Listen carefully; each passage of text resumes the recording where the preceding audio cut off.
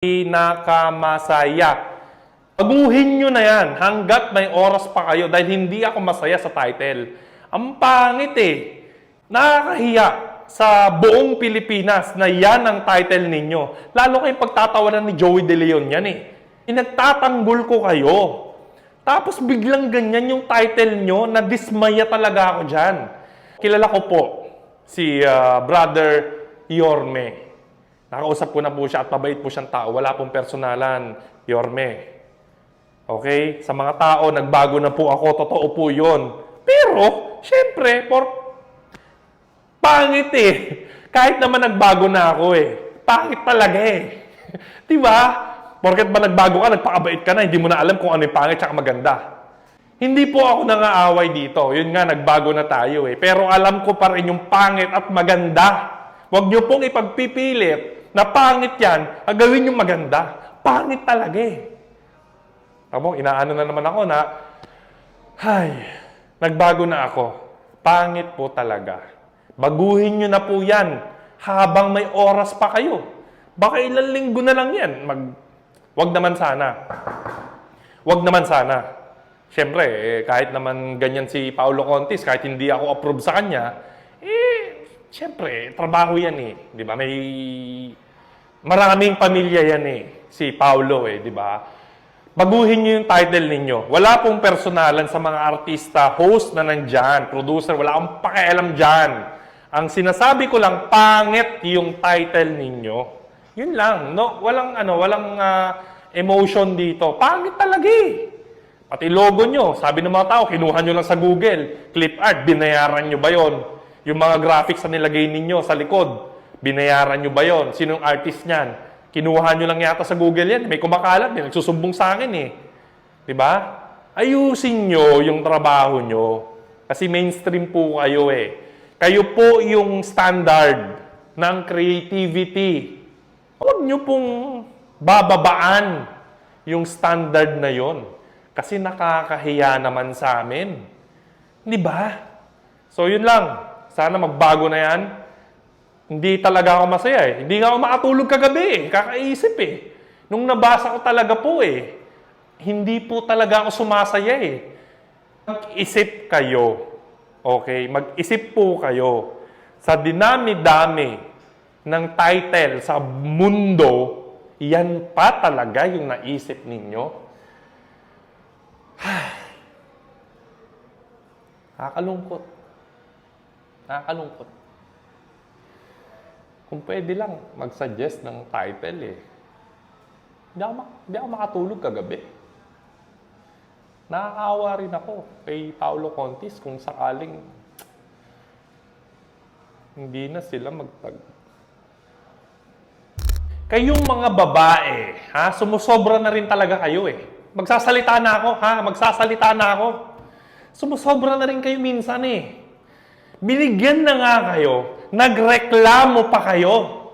Ang kapal naman ng mukha nyo. Yung nagre-reklamo dyan, eto real talk po sa lahat ng mga kababaihan na masyadong nag-e-expect ng mataas sa kanilang mga sarili. Magising po kayong lahat sa katotohanan. Ngayon, kung hindi mo gusto yung 299 na singsing, itaas mo yung value mo para lumapit sa'yo, ma-attract mo yung high value na lalaki. Yan yung nakuha mo kasi yan yung deserve mo. Ngayon, huwag kang magreklamo. Buti nga binigyan ka pa eh. Yung iba nga hindi binibigyan eh. Yung iba nga binigyan, iniwan eh. Di ba? Yung iba nga inanakan lang, iniwan eh. Di ba, Paulo? Ang hirap kasi sa inyo, masyado kayong demanding din minsan eh. Itaas nyo yung value ninyo. Kasi kaming mga lalaki, binibigay namin sa babae yung best namin. Real talk yan. Real talk yan. Pinag-iipunan namin yan. Binibigay namin yung best namin kasi may pride kami. Ngayon, yung ibinigay sa yung 9,299 na singsing, iyan na yung best nung lalaki. Kaya wala kang karapatang magreklamo. Kung ayaw mo, iwanan mo siya. I-achieve mo yung pangarap mo, itaas mo yung value mo, itaas mo yung pagkababae mo para ma-attract mo yung high value na lalaki na magbibigay sa'yo ng high value na mga bagay.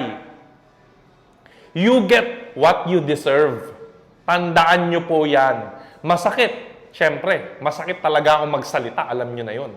Masakit talaga yon.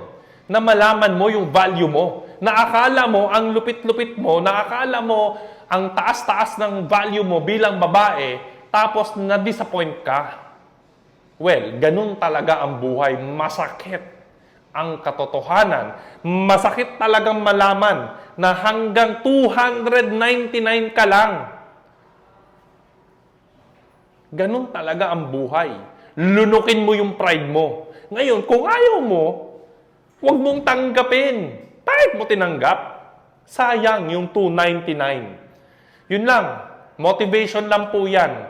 Ako po ang magsasabi ng mga bagay na hindi nila kayang sabihin sa inyo. Jiro naman, marami pong nag-react, nagagalit doon sa sinabi ko. Gusto ko kasing iparealize sa mga magulang na hindi nyo dapat bulahin yung mga anak ninyo. Iparealize nyo sa kanila yung totoo, yung nangyayari ngayon kay Jiro. Siyempre, hindi ko naman dinadown yung tao. Gusto kong makita ninyong lahat yung lesson na pwede nyong matutunan dito. Jiro, siyempre, huwag kang tanga. Lumaban ka. Kasalanan mo yan eh. Jiro, kasalanan mo yan. Lahat ng nangyayari sa buhay natin, ginawa natin yan. Yung decision making ni Jiro noong mga nakaraang taon ng buhay niya, kaya siya nagkaganyan. Wala namang accountable sa sarili natin, kundi tayo lang. Mag-isip kayo. Huwag nyo nang hayaan na humantong kayo sa pinakababa ng buhay ninyo bago kayo magising sa katotohanan. Jiro, oras na. It's not too late. Gawan mo ng paraan. Kasi hindi mo rin masisi, baka binola ka ng mga magulang mo eh. Porket child star ka, porket nanalo ka ng award. Yun kasi ang mahirap sa mga Pilipino. Masyadong mataas yung pride natin. Masyado mong sinisiksik sa ulo mo na sikat ka, na ganito ka ngayon. Well, ang success po kasi, temporary lang yan. Ang pinakamahirap sa tagumpay ng buhay ay yung pagsusustain mo yan. Pag nasa taas ka, wala nang taong pwede makapagsabi sa inyo na tama at mali eh. Diba? Wala nang pwedeng sumita sa inyo eh. Nahihiya na sila sa inyo eh. Ngayon, kahit tanga kayo, sinusuportahan na kayo ng mga tao nasa baba ninyo. Kasi natatakot silang sabihin or nahihiya silang sabihin sa inyo yung mga totoo. Kaya nga po ako, sinasabi ko talaga sa inyo kung ano yung totoo. Para madurog kayo kasi alam ko na pag nadurog kayo, dun kayo magigising eh. So Jiro, syempre, it's not too late. Ayusin mo yan. Diba? Kasalanan mo yan eh. Wala namang ibang may taong kasalanan yan kundi ikaw lang. Kaya lesson din yan sa mga magulang na huwag niyong bolahin yung anak ninyo. Sabihin nyo, iparealize nyo sa kanila yung totoong buhay. Kasi yun lang yung magagawa ninyo para ma-secure ninyo yung future ng mga anak ninyo. Hindi nyo naman masisecure yung future kung bobolahin nyo sila eh. Kung ibibigay nyo lahat ng gusto nila. Ibigay ninyo yung mahihirap na lessons ng buhay sa kanila, iparealize ninyo. Totoong mahal nyo yung mga anak ninyo, gawin nyo yan. Huwag nyong bobolahin. Yun lang, yun ang lesson. Masakit, syempre, lahat ng Pilipino, emotional, di ba? Kaya nga ako na mas report eh, di ba? Pero nagbabago na ako. Ang gusto ko lang talaga makatulong. Magising kayong lahat sa katotohanan. So yan, syempre, lesson learned. Paulit-ulit na, sa mga magulang, bottom line, huwag niyong bobolahin yung anak ninyo. Sabihin nyo kung anong kailangan niya para makasurvive siya sa totoong buhay.